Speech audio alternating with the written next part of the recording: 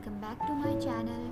So in this video we are going to read about a very important topic of class 11th, that is double entry system.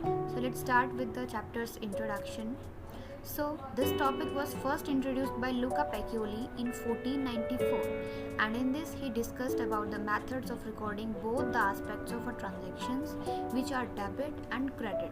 So thereafter, being many changes in this theory, finally a book named English System of Bookkeeping was introduced by Edward Jones in 1785. Okay, so what is double entry system? First, let's see its meaning. So according to the system, each and every transaction at least affect two accounts, in which one side is debited and another side is credited. For example, if X purchased goods from Y in $20, then the goods he received will be on the debit side and the cash given for purchasing those goods will be on the credit side. Thus we will write that purchases account debit to cash account. Okay. Next we have principles or characteristics of double entry system.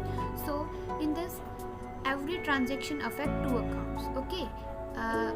Whatever we buy or purchase, sell or purchase, any of the transaction we are doing in our business, it will affect at least two accounts, but there can be some transactions too which affect more than two accounts. So if it is if that transaction is affecting any two accounts, so in this one side will be debited and another side will be credited. Second is recording of both personal and impersonal aspects. Okay, whether we sold our good, whether we purchased our good, or any other transaction, we will record all.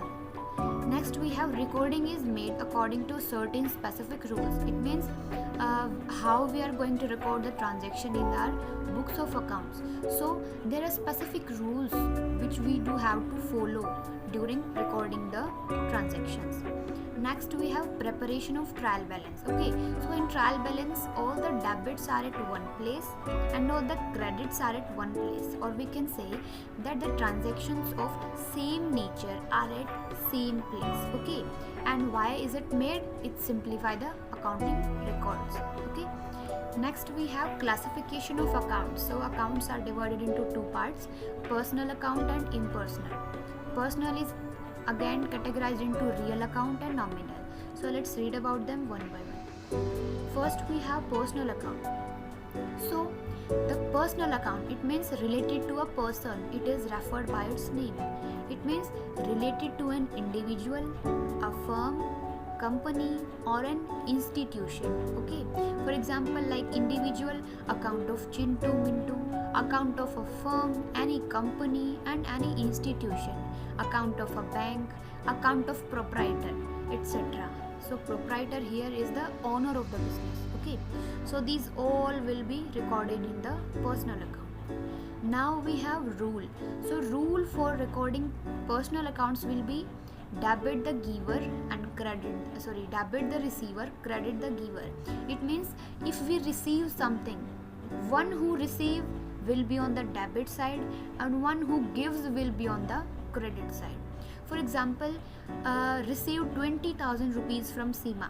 So what we received? Who are the receiver? We are the receiver. And what we received? We received 20,000 rupees, means cash. So cash will be on the debit side. And who is the giver here? Seema is the giver. So to Seema will be on the credit side. Next we have paid 20,000 to Ram.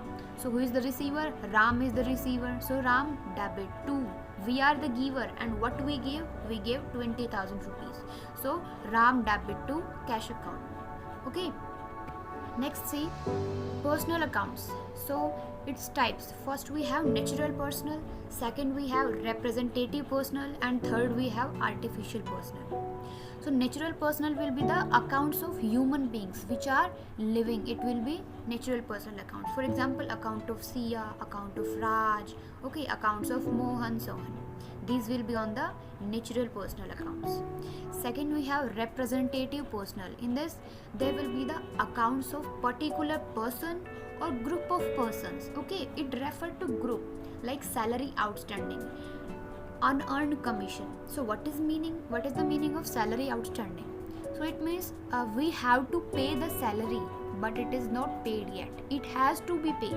Or also we can say salary outstanding as salary due, which we have to pay it in future. Okay, it means we had to pay it in past, but we have not paid it. It must to be paid. Next is unearned commission. It is the commission which we don't receive. Okay, so it will be representative personal. So the prefix added on the words like outstanding, unearned, accrued, they all will be in the representative personal account. Third, we have artificial personal. It means the accounts which they don't have physical existence, okay, like humans, but they work as personal account, like account of any firm, account of any bank. So we can't say that they have personal physical existence, but they also work accordingly. Okay, so let's see next account, real account. Okay, it is the first part of impersonal. So real account, it is related to all those things whose value can be measured in the terms of money. Okay, it includes our assets and liabilities. Okay, so what are assets? You read in the last chapters. Asset is the we can say that property of a business. Okay, it will be the asset, and liability, the amount which we have to pay to the outsiders. So all the things which can be measured in the terms of money, they will be in the real account, right? Like the machinery, furniture, etc. And the rule for the real accounts will be debit what comes in, credit what goes out. Okay, for example, let's understand it. Purchased machinery for 5,000 rupees. So what came in? Machinery came in, so machinery will be on the debit side. What goes out? Cash. We purchased machinery from cash, so cash is the on the credit side. So machinery account debit to cash account. Here sold goods for 5,000. So what comes in? Cash comes in. Why? Because we sold our goods. And what goes out? Sales. We will write sales for the goods. Okay, we sold goods, so here we will write sales on the credit side. So it will be cash account debit to sales. Now we have types of real accounts. First is tangible real account, second is intangible real account. So tangible real account, the things which can be seen or touched. Okay, like stock, the goods we have, furniture, machinery, etc. Okay, they will be our tangible real accounts. Second, we have intangible real account. It means the things which can't be seen or touched. Okay, like goodwill, patent. Also these are the things which are included in real account, but not mostly made transactions. Okay, like in our most of the business transactions, intangible real accounts are not mentioned. Okay, but these are also important, you need to know it. Next we have nominal accounts. So nominal accounts, okay, it means they are not really the accounts, but they are now too. It includes accounts of all expenses and incomes. Okay, whatever the expenses, incomes we are receiving, they will be in the nominal account. For example, salary paid. Salary paid, if we paid salary to someone, our employees, then it will be our expenses. Bad debts, it will be our loss.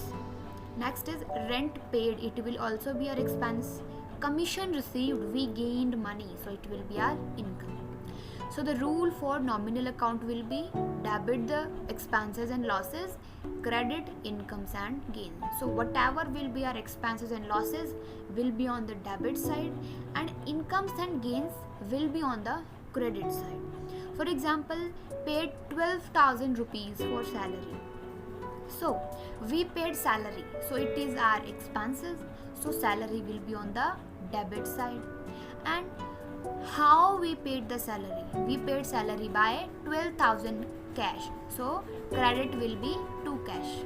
Okay, next we have received 5,000 rupees as commission.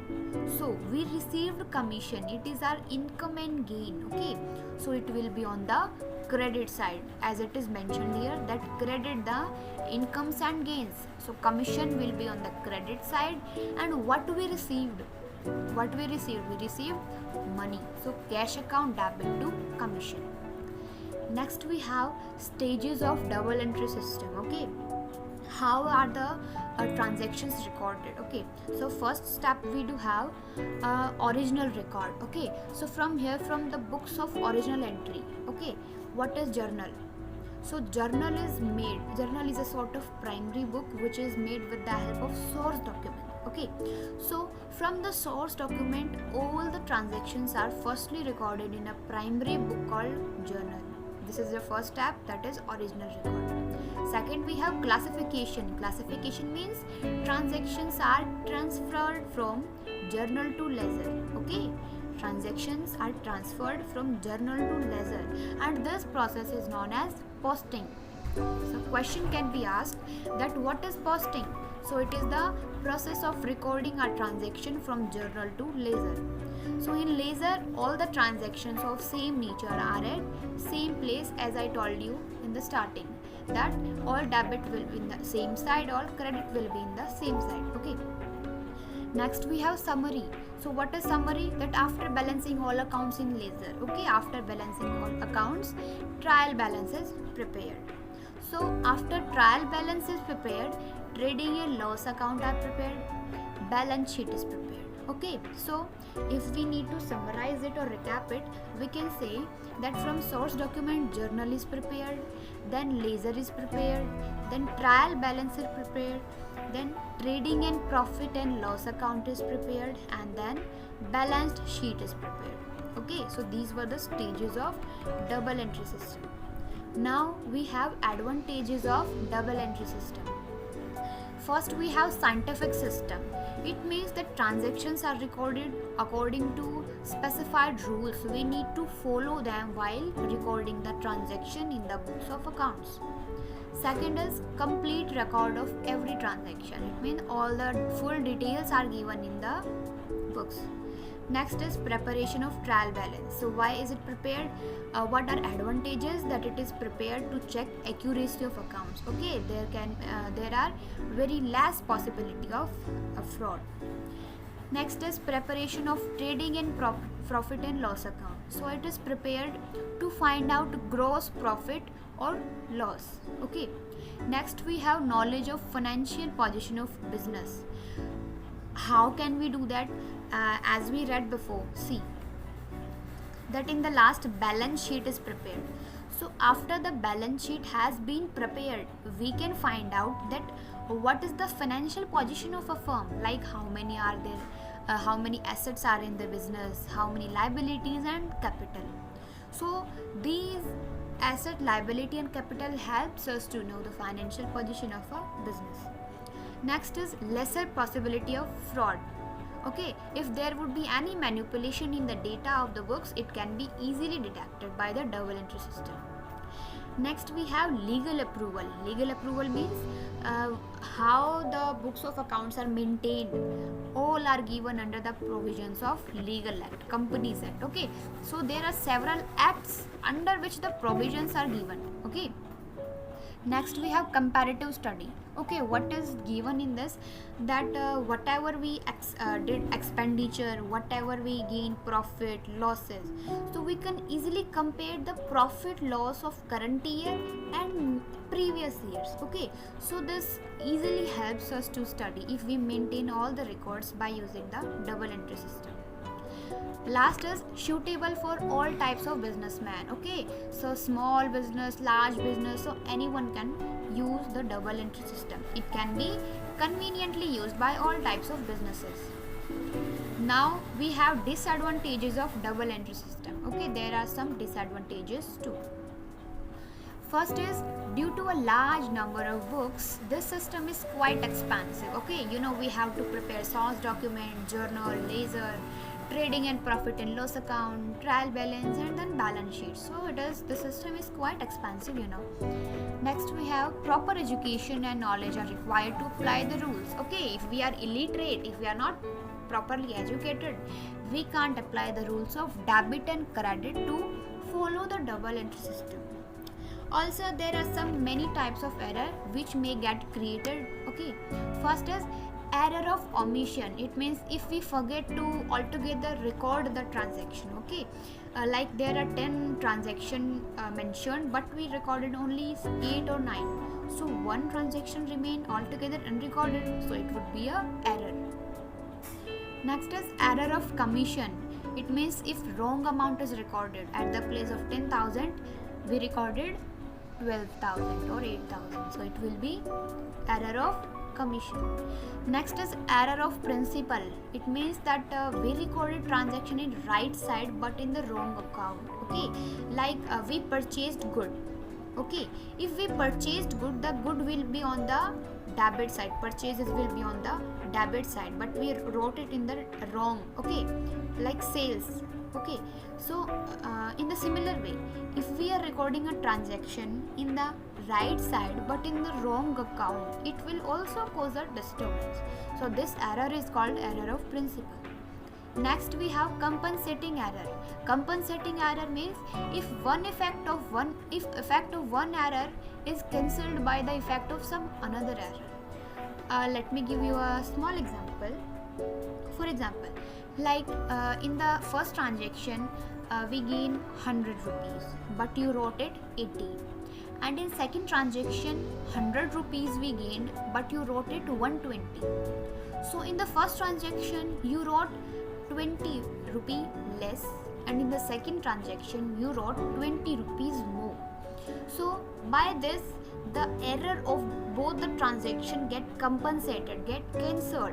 Okay, so it is also sort of error, because we can't at the last we can't get the true report of the specific transaction. Okay, so it will be the compensating error. So these were all about double entry system. Let's meet in the next video. Thank you, have a nice day. Hola, hola, hello.